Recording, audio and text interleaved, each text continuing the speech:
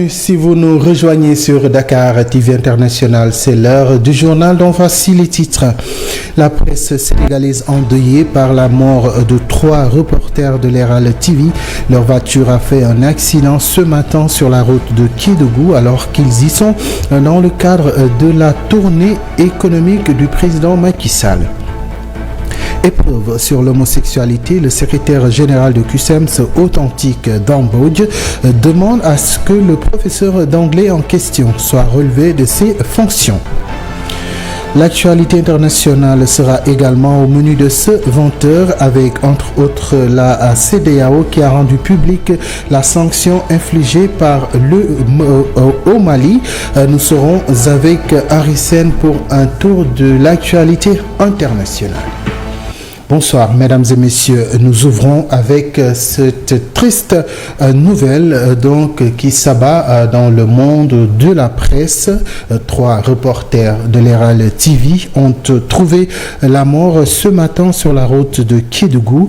Il s'agit d'Aboussi, journaliste, du cadreur Mamadou Yoro Diallo et du chauffeur Ousmane Ndiaye. Leur véhicule aurait un choc avec un camion dans un voyage qui entre dans le cadre de la tournée économique du président Macky Sall. Le chef de l'État, d'ailleurs, qui a donné une instruction pour que leur corps soit évacué à Dakar. Par ma voix, toute l'équipe de Dakar TV International présente ses sincères condoléances à toute la famille médiatique, mais en particulier la rédaction de Dakar TV International, que leur âme repose en paix, et espérons que les autorités prendront les mesures idoines pour la prochaine fois mieux s'occuper de la presse qui se déplace. Et parlons de toute autre chose. Nous en parlons tout à l'heure. C'est l'homosexualité qui a fait couler beaucoup d'encre et de salive. Le secrétaire général national de CUSEMS d'Ambodj, interpellé sur la question, estime qu'il faut qu'une enquête soit ouverte au plus vite afin d'éclairer la lanterne, mais il demande également à ce que le professeur d'anglais en question soit relevé de ses fonctions. Ces propos sont recueillis par Ibrahima Massali. Ce qui s'est passé au niveau de l'Académie de Rufisque, ce qui est en porte-à-faux avec nos réalités socioculturelles et ce qui est inacceptable. Ça a choqué tous les Sénégalais, en premier les enseignants du Sénégal. Nous, en ce moment, en tant que syndicalistes, nous demandons une enquête sérieuse sur la question, mais avant cela que des mesures conservatoires soient prises pour relever l'IA de Rufisque et relever également de ses fonctions le professeur coordinateur de la discipline. Nous considérons que c'est des choses inacceptables. Et nous, le peuple sénégalais, nous devons être vigilants. Mais nous devons également savoir que le président Macky Sall est en train de tout faire pour faire propager l'homosexualité dans notre pays. Mais la seule solution pour l'empêcher de le faire, c'est de nous mobiliser et de faire face à toutes ces tentatives, de faire face à toutes ces forfaitures pour pouvoir protéger notre société, pour protéger nos enfants. À l'instant, d'Ambodj, secrétaire général de CUSEMS authentique au micro d'Ibrahima Mansali. L'importance et la place de la qualité sur les performances, tel est le thème soumis à la réflexion lors d'un séminaire organisé par l'ISM à Ziguinchor. La rencontre qui s'est tenue ce dimanche a vu la participation de plusieurs auditeurs de la région. En voici quelques réactions recueillies par nos correspondants sur place. Cet atelier est destiné à sensibiliser les professionnels, les organisations, les entreprises et nos institutions sur l'importance et la place de la qualité dans leurs performances. Aujourd'hui, toutes les organisations sont appelées à avoir de la qualité autant dans les services qu'ils donnent, autant dans le fonctionnement. L'objectif de rechercher déjà, c'est de partager cette culture de la qualité et de les sensibiliser sur les avantages et les enjeux de la qualité aujourd'hui qui sont importants pour toutes les entreprises et les organisations. Mais aussi, c'est une occasion que nous avons saisie pour lancer notre MBA en management de la qualité que nous avons ouvert cette année. Bien entendu, c'est beaucoup spécifiquement dédié aux auditeurs qui vont se spécialiser en qualité. Mais on avait comme thématique l'infrastructure qualité. L'infrastructure qualité qui regroupe tous les volets normalisation, parce qu'on ne peut rien faire aujourd'hui sans des normes. Les normes qui sont des documents de référence adoptés par consensus et qui permettraient, si on prend le cas d'un produit, de fixer par exemple les spécifications du produit, les méthodes d'essai par rapport à ce produit, donc tous les paramètres qui vont concourir à valider la conformité du produit pour garantir sa qualité à l'endroit des consommateurs. Donc l'objectif c'était de pouvoir aller dans ce sens, sensibiliser les auditeurs, qu'ils comprennent le challenge qu'il y a, surtout que le Sénégal a adopté une politique nationale qualité.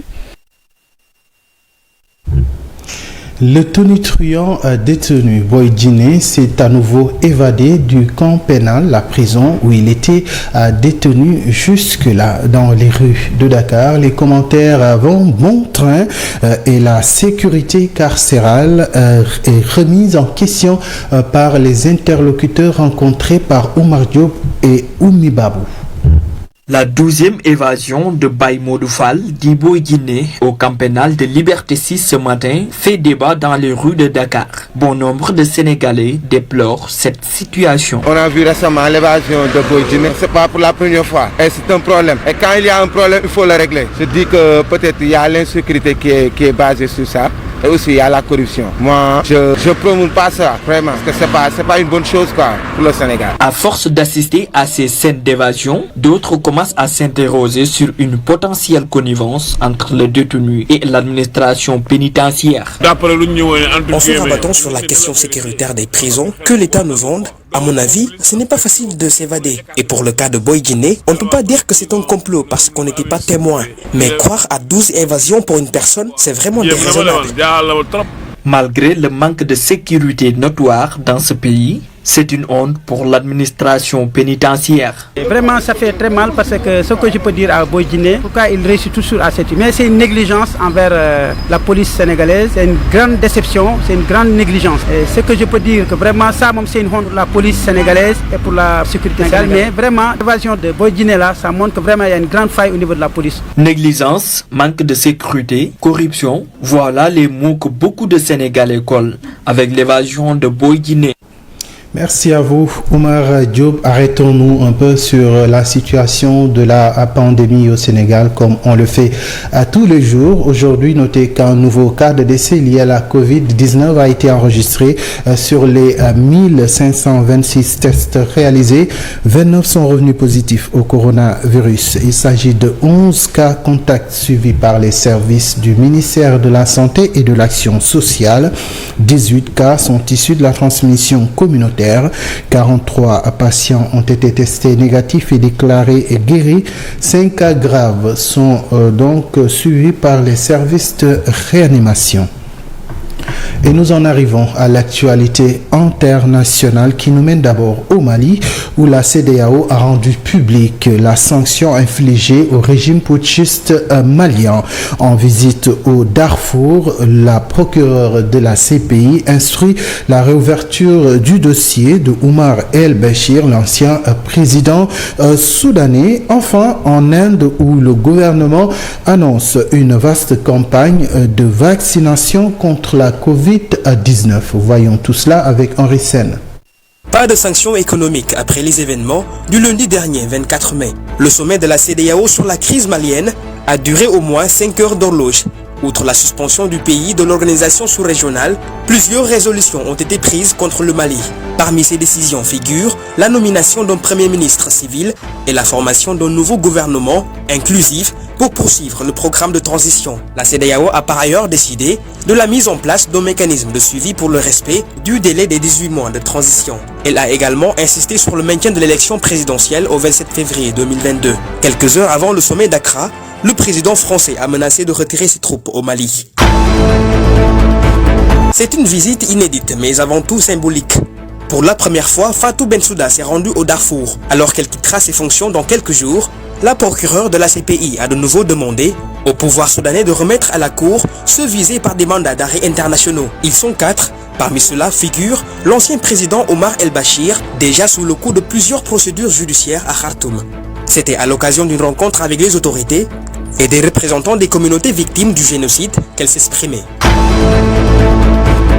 En Inde, la seconde vague meurtrière du Covid-19 ralentit, mais le rythme de contamination continue à être élevé avec 185 000 cas enregistrés chaque jour. Face à cela, le gouvernement fortement critiqué essaie de relancer sa campagne de vaccination et il vient affirmer que tous les adultes seront vaccinés d'ici la fin de l'année.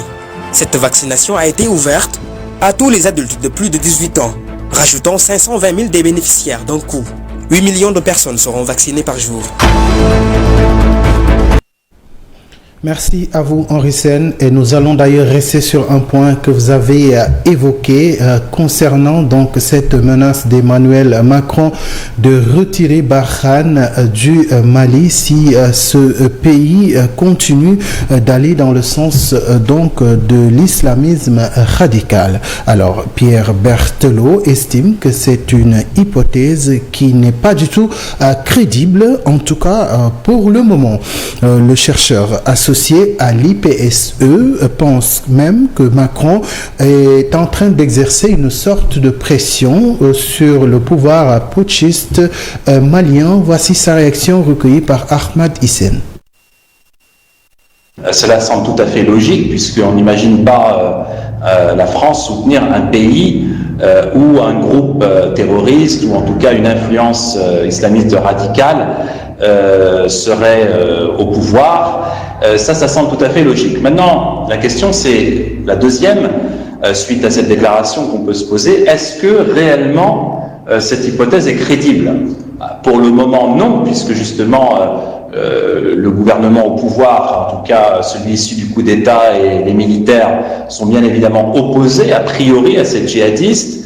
En tout cas, ils ne vont pas dans le sens d'un soutien à ce mouvement.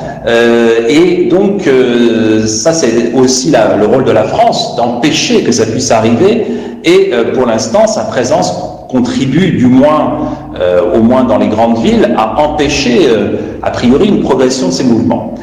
Maintenant, pourquoi donc ces déclarations? Eh bien, on peut penser que c'est une pression qui est faite par les autorités françaises. Il s'agit d'un message qui est porté pour, effectivement, inciter le gouvernement à faire preuve de la plus grande fermeté et, d'une certaine manière, fermer la porte à des négociations qui ont peut-être lieu, qui sont peut-être en cours, avec des groupes djihadistes, du moins ceux qui n'auraient pas un agenda international. Et parlons à présent de l'annulation de la dette africaine. Quelle analyse peut-on faire de cette demande formulée par plusieurs chefs d'État africains, dont celui du Sénégal, Macky Sall? Les chefs d'État africains pourront-ils obtenir gain de cause quand on sait que les pays africains sont très endettés et en contrepartie avec des présidents superment riches ainsi que le niveau donc de la corruption qui est très élevé? Est-ce que cette demande pourrait obtenir gain de cause?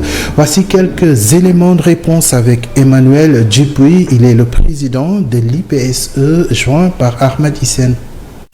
Ce n'est pas une nouveauté. Déjà en avril 2000, Mohamed VI, lors d'un sommet Europe-Afrique au Caire, avait déjà insisté sur la nécessité d'annuler les dettes africaines pour leur permettre de participer aux besoins de financement en Afrique, sur le continent africain et plus particulièrement en Afrique subsaharienne.